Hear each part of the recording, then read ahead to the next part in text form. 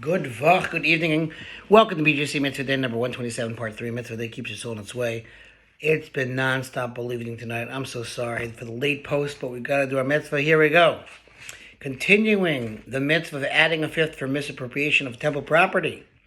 The laws of Me'ilah apply to all consecrated items, whether benefit was derived from items consecrated to be brought as offerings upon the altar, or from items consecrated for upkeep of the temple.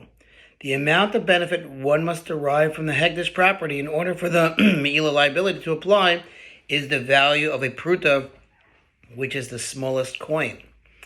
In the verse of the mitzvah, the Torah states that Me'ilah applies when a person derives benefit Mikadshe Hashem, from the holies of Hashem. And again, Me'ilah is like stealing from the treasury.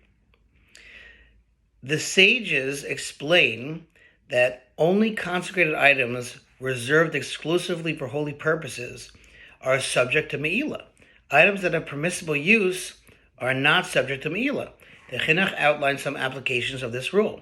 Parts of the offerings whose service was completed that became permitted to be eaten by the Kohanim, by the priests, such as the meat of the chatas, a sin offering, or asham offerings, guilt offerings, after the throwing of their blood upon the altar, or the 2 loaves of Shavuos, the holiday of Shavuos, after the throwing of the blood of the 2 lambs that are brought with the item, with them, are not subject to Me'ilah. Even if a non-Kohen partook of these offerings, or of offerings similar to these, which are permitted only to the Kohanim, it's not considered Me'ilah, since it is permitted for some people, i.e. the Kohanim in this case, to derive benefit from them. Therefore, any person, even a non-Kohen, who derives benefit from them does not commit Me'ilah. He did something else wrong, but it's not Me'ilah. Since a Kohen is permitted to partake of these offerings, they're not considered the holies of Hashem exclusively. Thus, although the non-Kohen is prohibited from partaking of them, the laws of Me'ilah do not apply.